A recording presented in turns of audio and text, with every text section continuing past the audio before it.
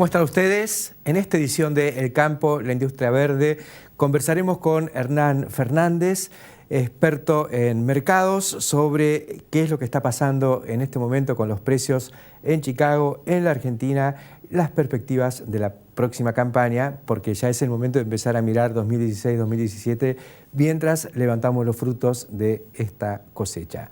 Conversaremos también con el presidente de Confederaciones Rurales Argentinas, Dardo Chiesa, sobre los dos grandes temas de conflicto que hay en este momento. Uno, la propiedad intelectual en semillas, y otro, la cuestión lechera, que son los dos focos de atención que todavía no se han podido dirimir y que son clave para la perspectiva de las dos grandes actividades de la Argentina, de valor agregado, la producción agrícola y la producción lechera.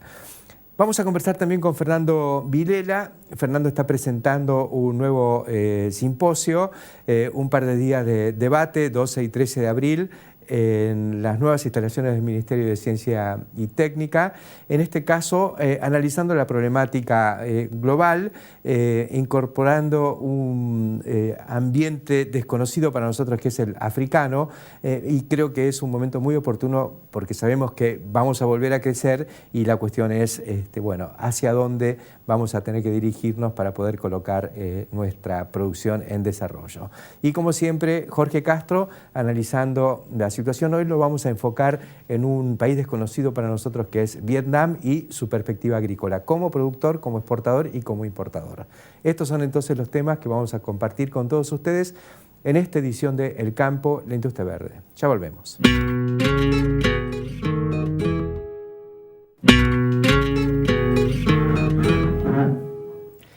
Iniciamos esta edición del Campo, la Industria Verde, con el tema mercados, porque estamos en plena cosecha, ya recién en el arranque, pero ya tomando mucho ritmo, y la cuestión de la perspectiva para el 2016-2017, tanto lo que hace a los precios que se empiezan a formar en el mercado de Chicago, y lo que va a pasar en la Argentina con la siembra. Estamos con Hernán Fernández, nuestro analista en el tema mercados, para ver un poco cómo estás viendo la perspectiva. Es decir, acá un poco la noticia de la semana ha sido 40% más de trigo. ¿Vos lo ves así? Como siempre digo, Héctor, no soy futurólogo. Yo en algunas charlas en las que preguntaban los productores en diversas zonas, yo hablaba del 30, 35, pero por poner un número. Sí. Sin duda, y estoy convencido de que vamos a mucha más área. ¿Será sí. 30, 40, 50? No lo sé. Creo que va a haber una diversidad de zonas también. En el sur de Santa Fe, norte de Buenos Aires, donde se usa muchísimo el trigo soja, ahí he hablado con productores que hasta hablan del 100%, sí. Pensando en el negocio trigo soja. Y quizás si me voy a la zona triguera por excelencia, hablemos de un 30-35% más. No sé la cifra en detalle, pero por múltiples causas, yo digo, a veces lo resumo en 3. El resultado económico que me deja este nuevo trigo, digo nuevo trigo con mercados abiertos y sin retenciones, la necesidad de rotar campos que vienen muy sojizados y con malezas resistentes, etcétera, etcétera, que necesito rotar. Y en muchas zonas del país le agrego el tercer factor, que es que tengo la napa muy cerca de la superficie. Entonces, dicho en criollo, me tengo que tomar esa agua rápidamente. Sí. Por esos 3 factores, básicamente, es que vamos a más trigo y a más maíz seguramente. ¿Y entonces? ¿Y entonces qué? ¿Respecto de qué? De los mercados. Respecto de los mercados, bien. Primero vale hacer un resumen a la fecha de qué tenemos. Hoy casi hablamos de trigo, pero yo diversificaría en 3 productos. Tenemos el trigo con alto gluten, mercado interno, que pagan los molinos. Tenemos el trigo 10,5% de proteína, que se comercializa en el mundo, y nuestro destino natural y principal es Brasil. Y tenemos el trigo que en el mundo es interpretado como forrajero, que nosotros lo llamamos hace muchos años condición cámara. Sí. Bien, esos 3 trigos con este mercado abierto tienen muy buena demanda, diferentes demandas. Lo que uno planteaba y planteaba la semana pasada en alguna charla con productores es cualquiera de los 3 es válido, lo importante es armarse y planificarse una estrategia de comercialización para cualquiera de esos 3 trigos. Ahora, si voy a sembrar un trigo forrajero, condición cámara para tratar de sacar 7.500 kilos por hectárea, después no esperar que valga lo que vale el trigo de 10,5% de proteína. Sí. Ahora, ¿se puede Sí. construir precio para todos diferencialmente o uno hace un piso y después si logra diferencias por calidad? Buena pregunta. En la práctica hoy lo que tenemos es el enero 17 del mercado a término en $150. Sí. ¿Tá? Lograr forwards tan largos para producto como 10,5% de proteína, que es lo que hoy vale 180, Sí. eso no es posible todavía. Pero hay un piso de 150 que se consigue con un forward, lo haces con un exportador hoy. Perdón, mercado a término de Buenos Aires.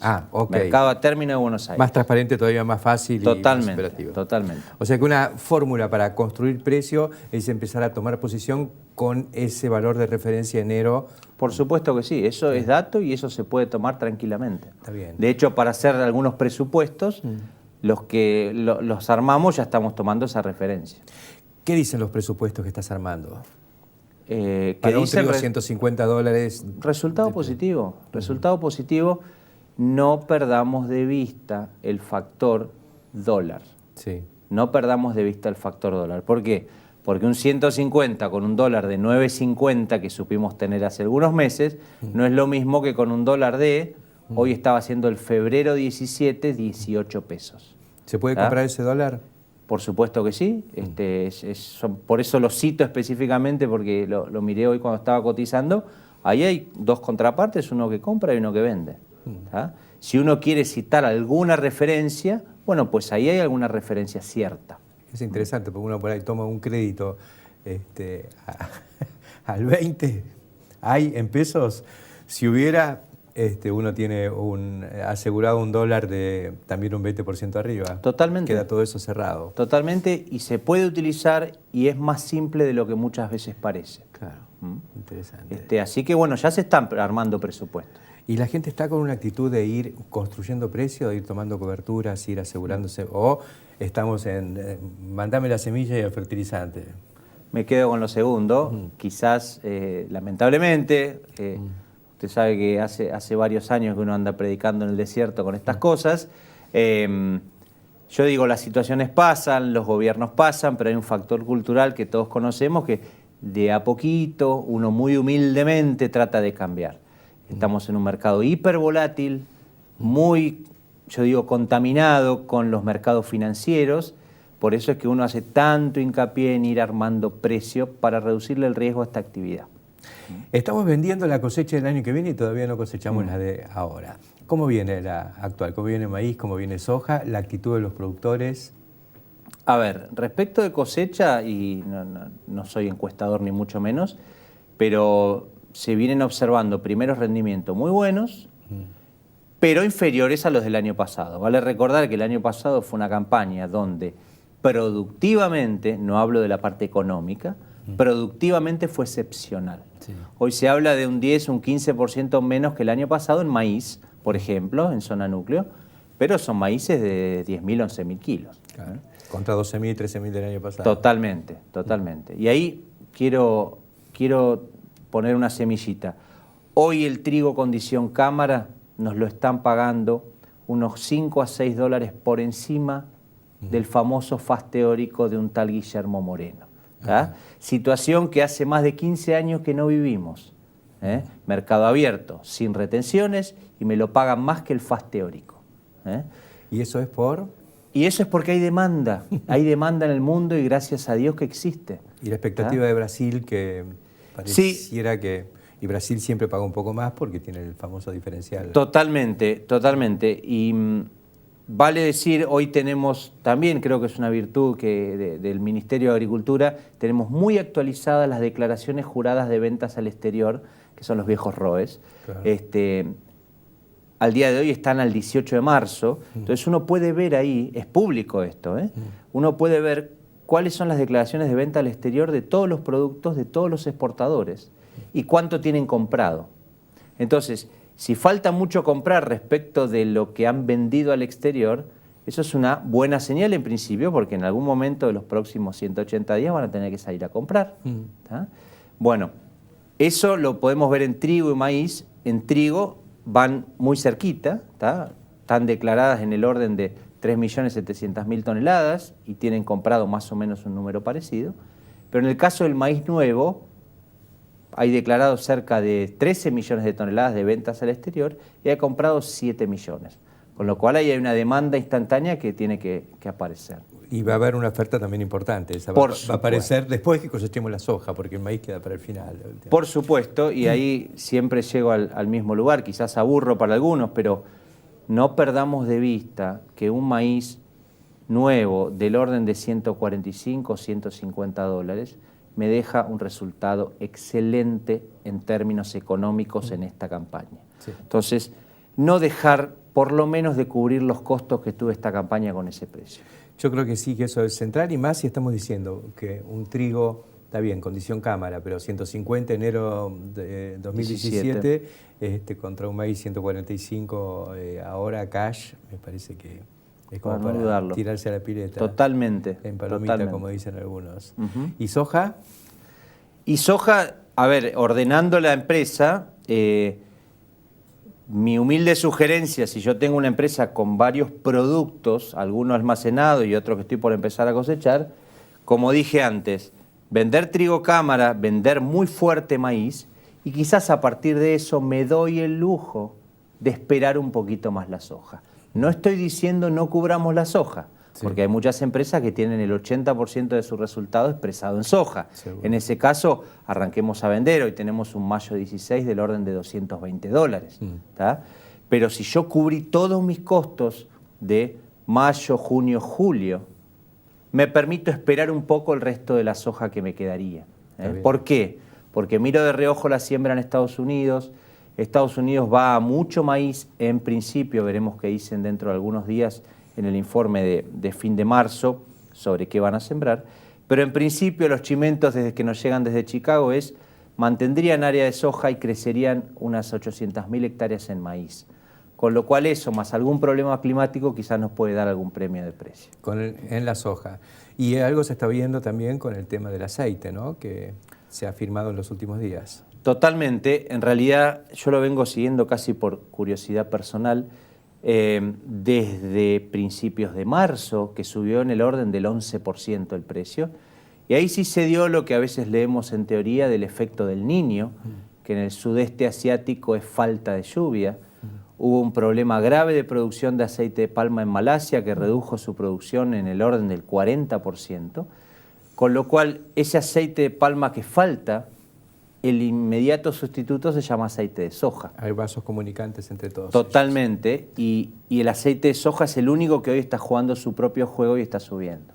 Lo cual fortalece a todo el complejo. Totalmente, es una buena noticia para el complejo.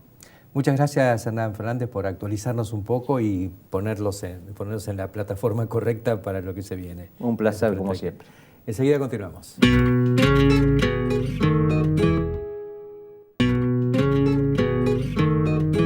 Continuamos en el campo, la industria verde, después de este panorama sobre los mercados agrícolas. Y es el momento de meternos en todos los temas, los buenos, los regulares y los malos. Vamos a conversar con Dardo Chiesa, es el presidente de Confederaciones Rurales Argentinas, a quien le damos la bienvenida. Gracias por acompañarnos. No, gracias a vos, Héctor, por invitarme. Bueno, y por un lado hay algunas cosas que vienen bastante bien, como el tema de una buena cosecha, los precios agrícolas, después del acomodamiento con las nuevas reglas.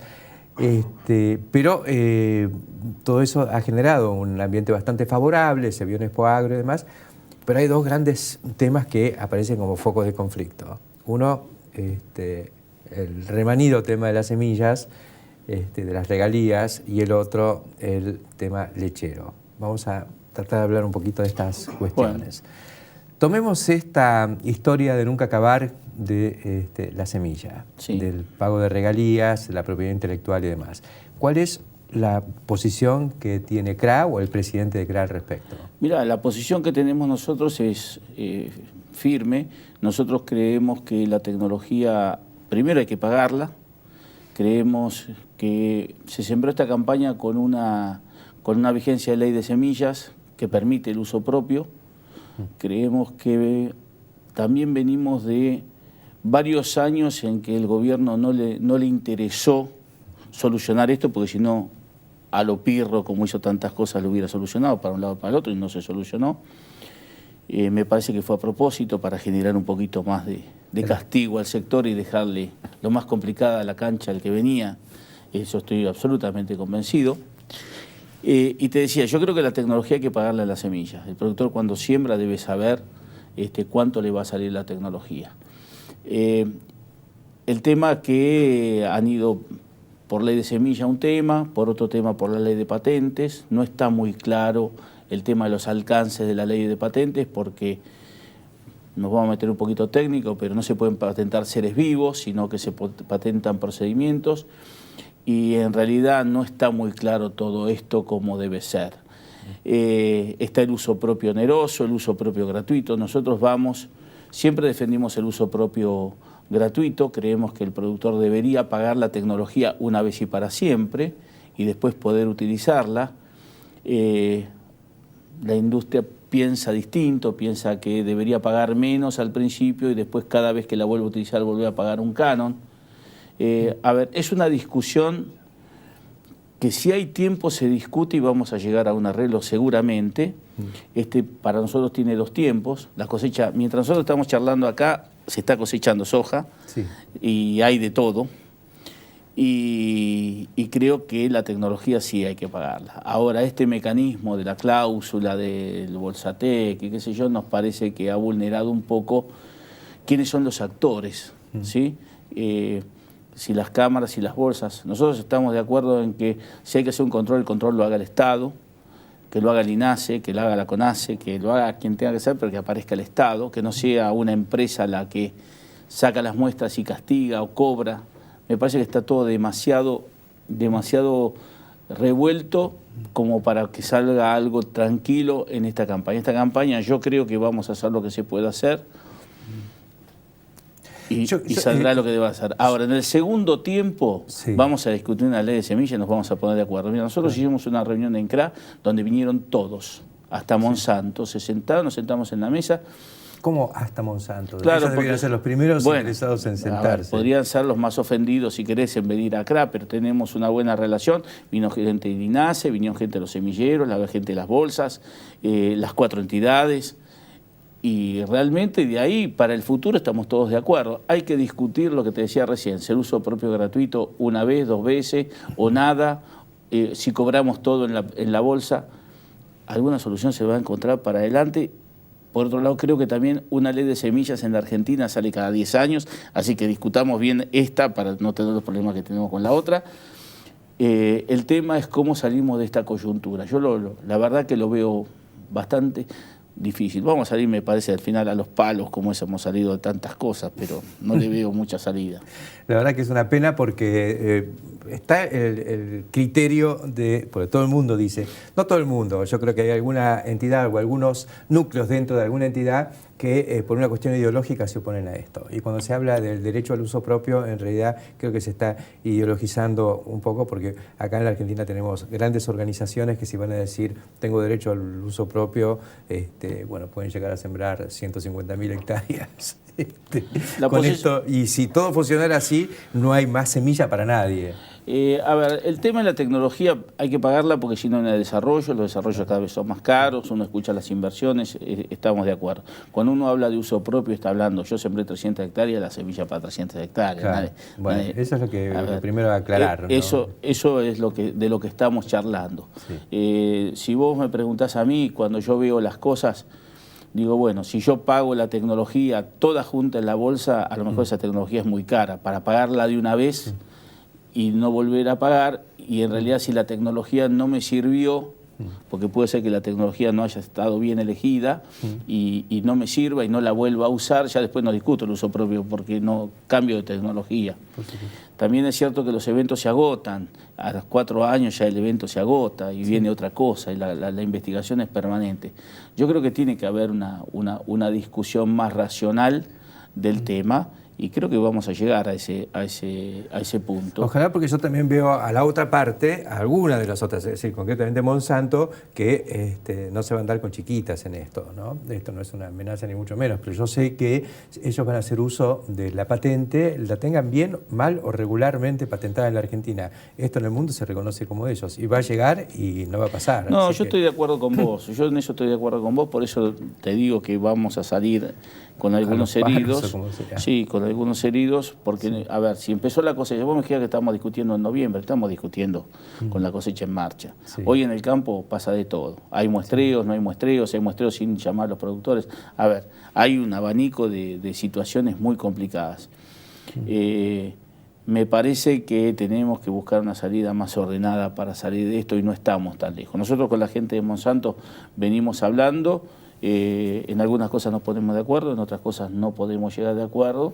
Es cierto que son muy duros, es cierto que tienen lineamientos de afuera. Sí, y han logrado, han tenido la virtud de estar enfrentados con todo el mundo finalmente. Porque, bueno, yo creo que esa es una de las cosas que no toman conciencia.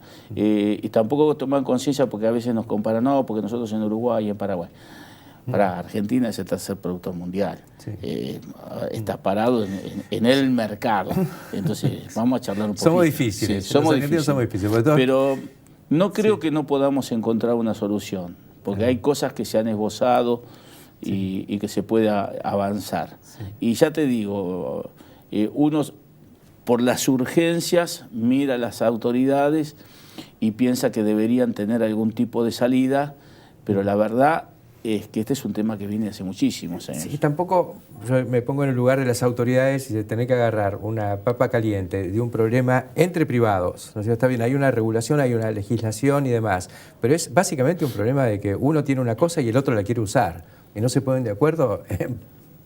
Los que usan, pagar lo que usan, y el que se la vende, a encontrarle una fórmula para seducir al que la tiene que sembrar. Entonces, bueno, que venga el Estado y regule y haga todo. Es un poquito complicado también. Es complicado hacerlo de un día para el otro. Sí. Por eso yo te digo, si nosotros saltamos la coyuntura de esta campaña, estoy seguro que vamos a enfrentarla con reglas claras. Sí. Y también hay que entender que cuando uno negocia, se tiene que estar dispuesto a ceder en algo. Sí. Nadie se lleva el 100% de la negociación. Por supuesto. Algo hay que arreglar. ¿Sí? Pasemos al otro tema caliente, que es el de la leche.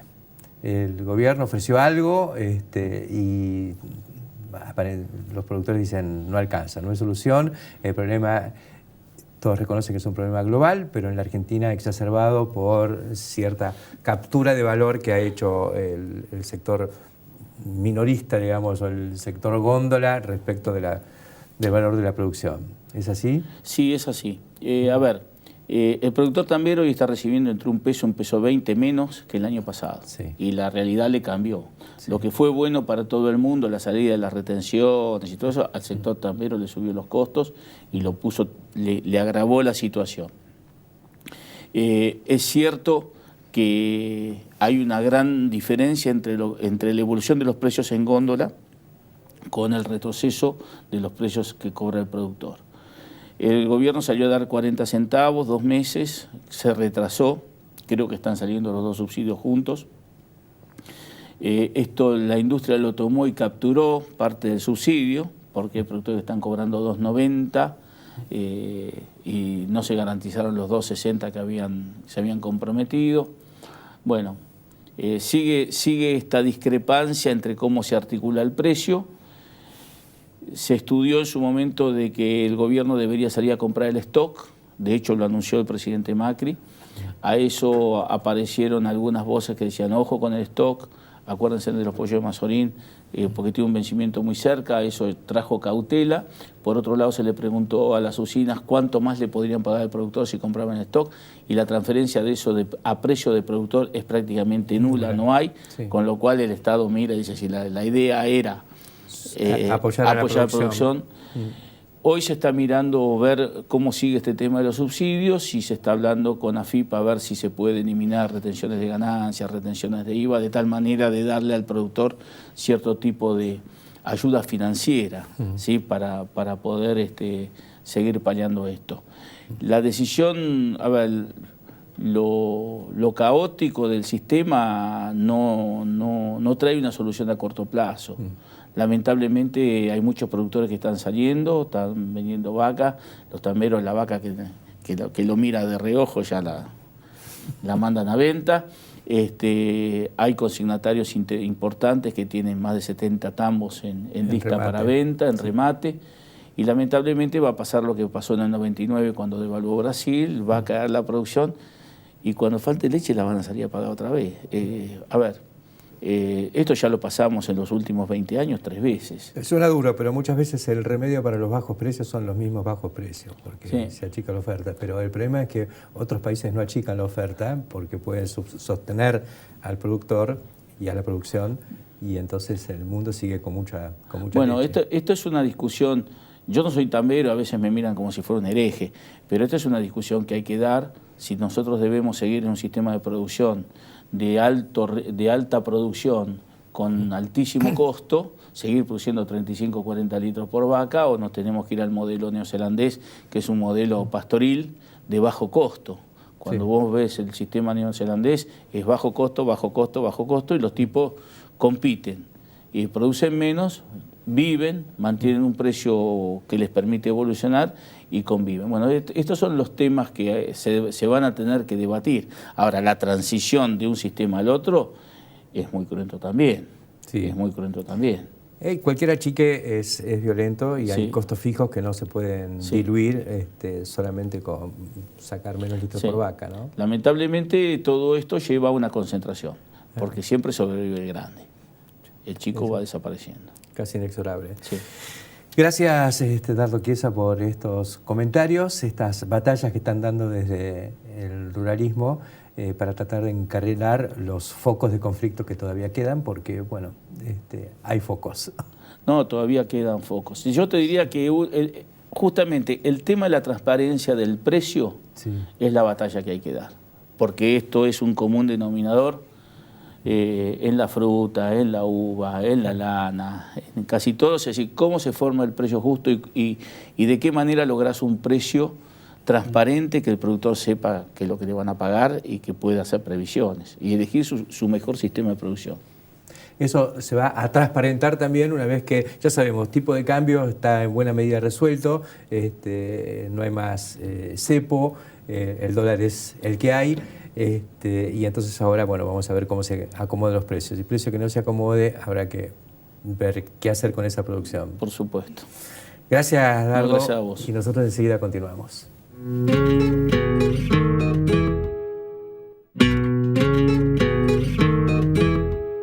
Continuamos en el campo de la industria verde. Ahora hemos invitado al ingeniero Fernando Vilela, ex decano de Agronomía y actualmente a cargo del Departamento de Bionegocios de la Facultad de Agronomía de Buenos Aires, también profesor del posgrado en agronegocios, el hombre que creó un poco la institucionalidad académica de los agronegocios en la Argentina.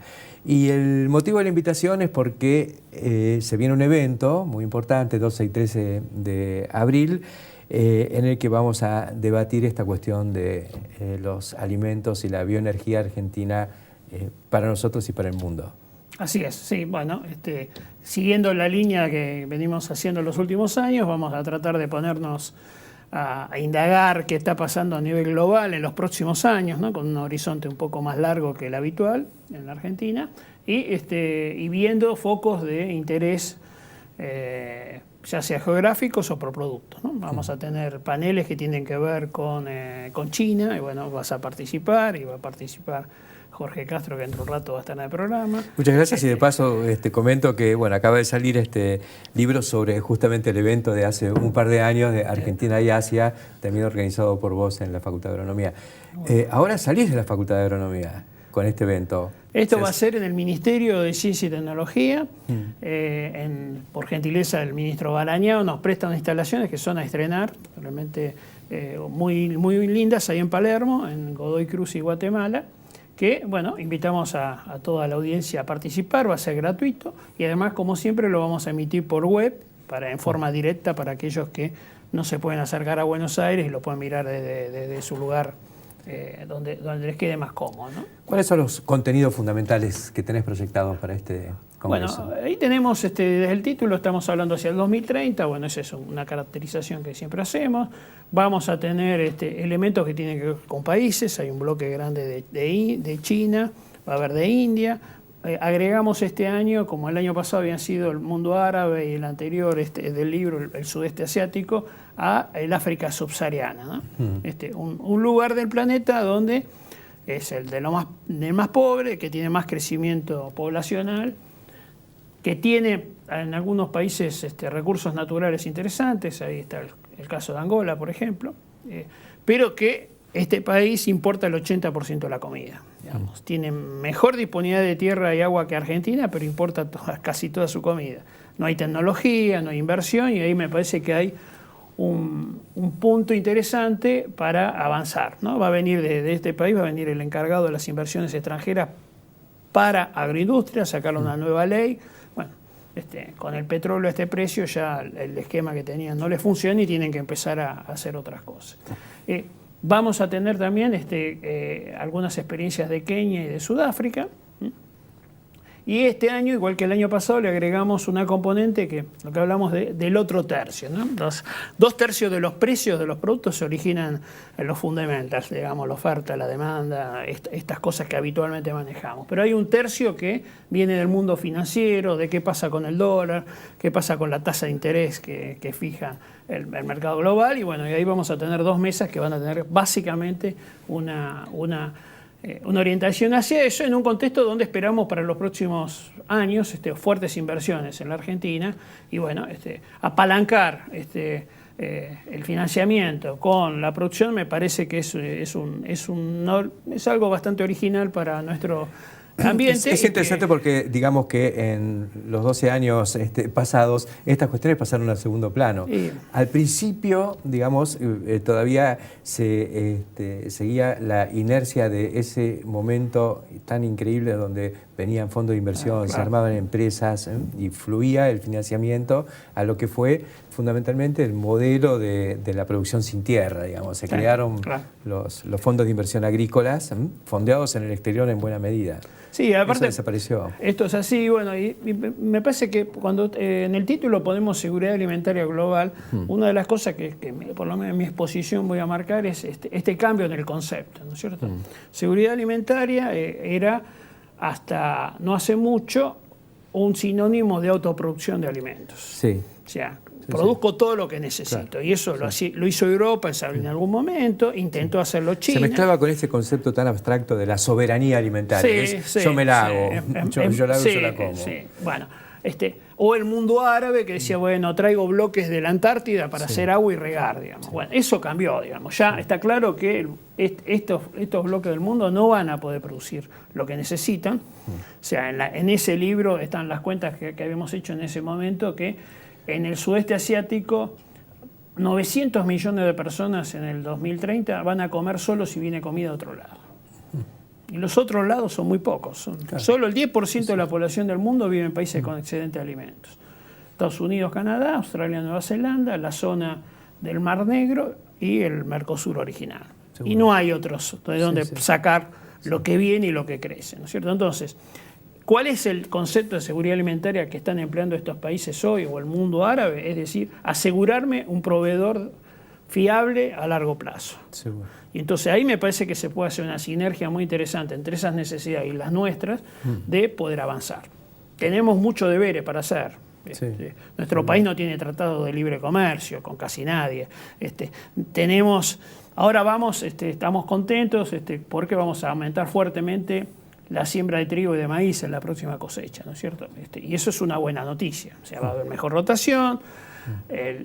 La urea barata va a generar también una posibilidad de reposición de nutrientes, una serie de ventajas. Ahora, la pregunta que yo me vengo haciendo estos días, bueno, ¿qué va a pasar? ¿A quién le vamos a vender eso? Porque el mercado global de maíz son 120 millones de toneladas. Argentina produce el 11-12% hoy. Si duplica, como puede ser... Es toda exportación. Exportación. Entonces, vamos al primer precio. O por ahí es más inteligente hacer combustible con eso. Sí, O hacer una parte proteína. Más consumo interno con la inversión que haga falta, pero no va a alcanzar. No va a alcanzar porque los números son muy grandes. Pero digo, tenemos que tener claro que nosotros vamos a ser jugadores que podemos deprimir los precios. ¿Sí? Y el trigo parecido. Sí. Mucho menos porque nuestra participación es menor. Pero bueno, bienvenida esas novedades. Pero digo, pensemos también un poco cómo manejarlas y cómo maniobrarlas, ¿no? Sí. Por eso que ver cuáles son las demandas y cómo se dirigen me parece que puede ser interesante, ¿no? En el caso del trigo, decir, bueno, vamos a competir por trigo barato o vamos a segregar y vamos a intentar venderle al que quiere bajo gluten, y al que quiere alto, digamos. Y esto, bueno, me parece que es parte de una discusión de sintonía fina que se viene. Que se viene y que se va a dar acá. Me parece que es un buen ámbito para meterse en la cabeza, ir al evento y debatir, ¿no? Porque, así es, esa es la idea. Yo creo que es un momento crucial. Hemos perdido mucho tiempo en tener una actitud defensiva, porque los problemas los creamos nosotros mismos. Sí. Pero bueno, ahora estamos casi desarmados porque no sabemos muy bien lo que ha pasado en el mundo todos estos años. Sí. Y cómo fluyen los capitales a esto. El mundo agrícola siguió moviéndose. Y por supuesto, ¿no? y va a seguir moviéndose más allá de lo que haga Argentina. Argentina puede aprovechar o no. Digamos, nuestra apuesta es que se aproveche, ¿no? Porque detrás de esto hay una oportunidad para tener un país mejor, un país más integrado, que los territorios del conjunto de los territorios accedan a mejores posiciones de desarrollo que la que dio ahí. Muchos han dicho, está bien, pero con el agro y la agroindustria no alcanza. Bueno, hagamos la prueba primero. Sí, bueno. No por eso a priori decimos no vale la pena este sector. Yo digo que no sé si alcanza, pero que sin eso no vamos a poder hacer nada, no vamos a hacer nada. Por lo tanto, hay que apostar a esto, me parece fuertemente, porque también estamos en un sistema cada vez más complejo, ¿no? Antes teníamos una cierta caracterización de las personas involucradas en el sector agropecuario, hoy es mucho más complejo, ¿no? Desde el que maneja el dron hasta que el diseñó el programa, hasta que el señor que diseña una maquinaria que es apropiada y que es mejor desde el punto de vista ambiental, o como bien marcás vos, el tema que a alguien se le ocurrió meter un tubo de carbono en vez de acero para mejorar la eficiencia. Entonces, sí. En productividad, uno de los sectores que realmente podemos competir con nuestros principales competidores globales es este sector, ¿no? Hay pocos otros sectores de la economía argentina que estén en esa condición. Y eso es producto de mucha gente de distintos lugares, de los biotecnólogos, los agrónomos, los comerciales, los periodistas que difunden, o sea, un conjunto virtuoso. Nos vamos a juntar todos ahí en el Ministerio de Ciencia y Técnica en Palermo. Sí.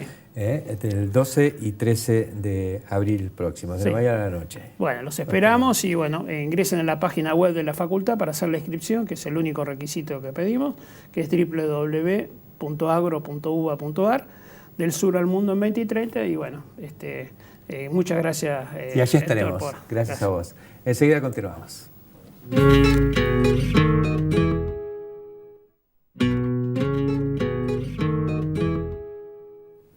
Continuamos en el campo, la industria verde, ahora con Jorge Castro. Jorge, recién hablábamos con Fernando Videla de este evento, que también nos comentaba que ibas a intervenir. Y esta vez, bueno, pasamos del análisis de siempre a incluir la cuestión africana. Pero es como que bypaseamos dentro de lo que es Asia a países que existen, que son fuertes, de los que aparecen noticias, pero que nos falta incluirlos bien en la matriz. Por ejemplo, Vietnam. Exactamente. ¿Qué sabemos de Vietnam y los alimentos? Mira, Vietnam tiene 88 millones de habitantes. 2 Argentinas. 2 Argentinas. Y es el país más favorecido en términos relativos por el Tratado del Transpacífico, que es el acuerdo de libre comercio que ha firmado Estados Unidos con 11 países de la región Asia-Pacífico, entre ellos Japón, que es la tercera economía del mundo.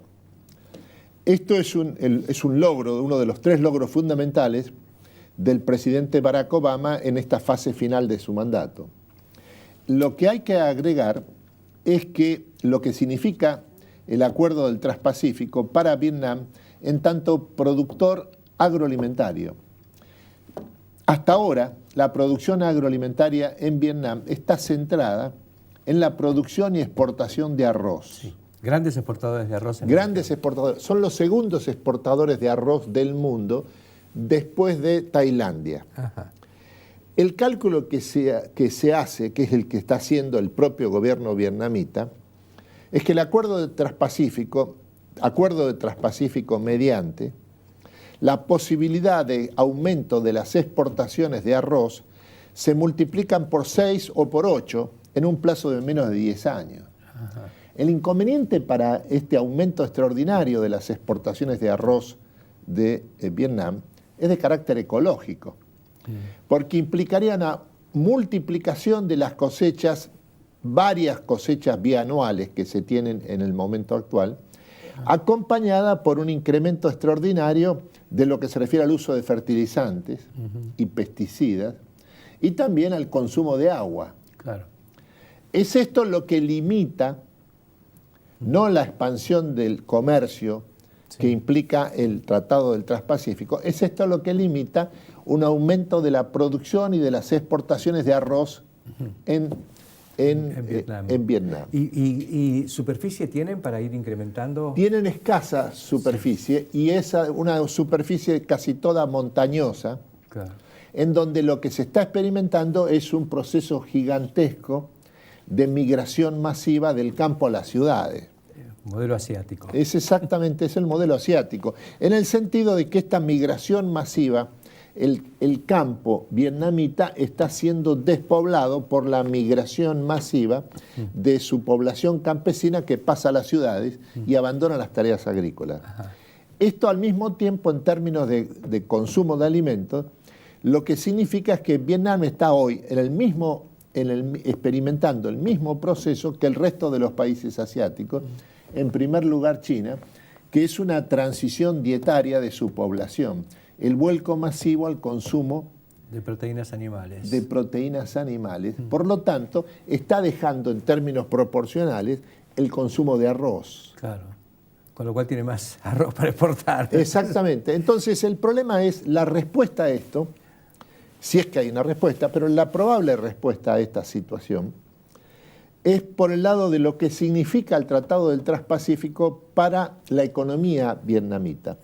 Más que el incremento de las exportaciones y del comercio internacional, la importancia que tiene el Acuerdo del Transpacífico, como en general los acuerdos de libre comercio de la época, no está tanto en la promoción de las exportaciones, sino en la atracción de inversión extranjera directa. Claro, lo cual implica el desarrollo, crecimiento, cambio de hábitos de consumo. Exactamente. A partir del mismo efecto de bolsillo que tiene el desarrollo. Exactamente. Y en el caso de la producción agroalimentaria, significa que el incremento de las inversiones que ya está recibiendo y en gran escala, sobre todo de fuente norteamericana y japonesa, la economía vietnamita, se orienten en el plano de la alimentación, sobre todo a la producción agroalimentaria de tipo industrial. Claro. Interesante. Este es realizada incluso en gran parte por las grandes marcas mundiales. Sí.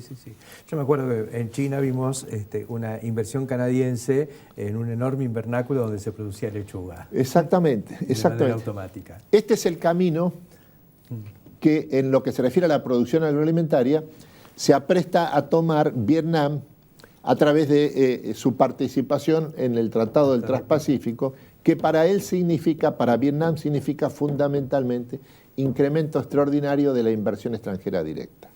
Gracias, Jorge, por los comentarios de hoy. Hablaremos próximamente de la necesidad de la Argentina de empezar a tener algún tratado con alguien. Exactamente. Y en la región es esta. Sí. Y dentro de esta región, Asia-Pacífico, Vietnam es la segunda economía de la región después de China. Gracias, Jorge. Nosotros enseguida continuamos.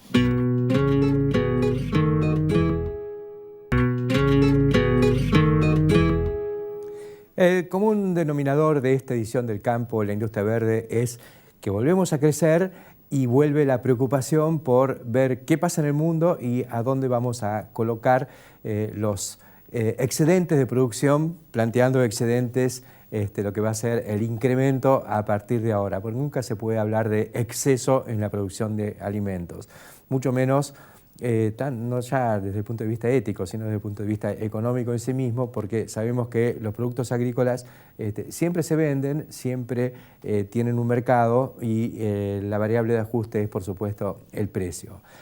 Y como el precio es función fundamentalmente de los stocks finales a nivel global y a nivel de los mercados donde se forman estos precios, creo que la clave es que cada país productor, haga lo posible por no solo hacer acuerdos comerciales para volcar su producción, sino fundamentalmente para ver qué puede digerir internamente.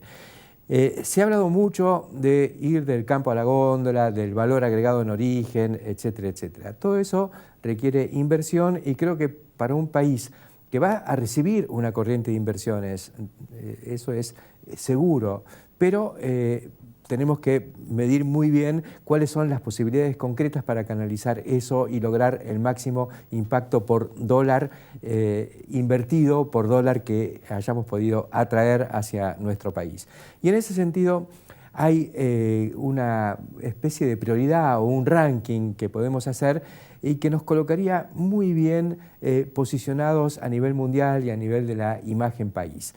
Y muchos se darán cuenta que estoy hablando de la perspectiva que nos vienen dando y que nos van a dar los biocombustibles, porque los biocombustibles no sirven para otra cosa, aparte de que conceptualmente mejoran el medio ambiente, reducen las emisiones de dióxido de carbono, sustituyen energía fósil por energía renovable, pero en el caso concreto del sector agropecuario significan mercado.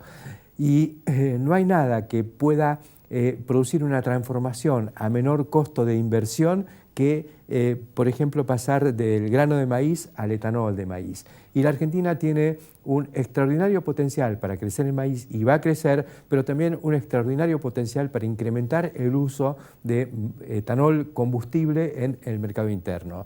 Esa es la tarea del momento, para lo cual hay que vencer ciertas resistencias, en algunos casos movidas por intereses que pienso que no tienen demasiado fundamento y que los propios defensores de esos intereses van a comprender claramente, como lo hicieron en Brasil cuando se pasó al combustible y al modelo Flex, donde se transformaron los autos de modo de poder tener motores que puedan usar cualquier proporción de combustible, con un mínimo de 25% de etanol.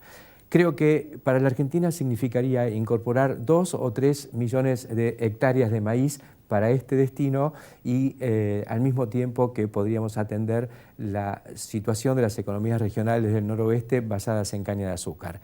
Esta es una de las tareas del momento y la otra es la que tenga que ver con digerir la enorme cantidad de aceite que vamos a producir, aceite de soja, también convirtiéndolo en biodiesel, para lo cual contamos con capacidad instalada, pero podemos incorporar mucha más capacidad de proceso.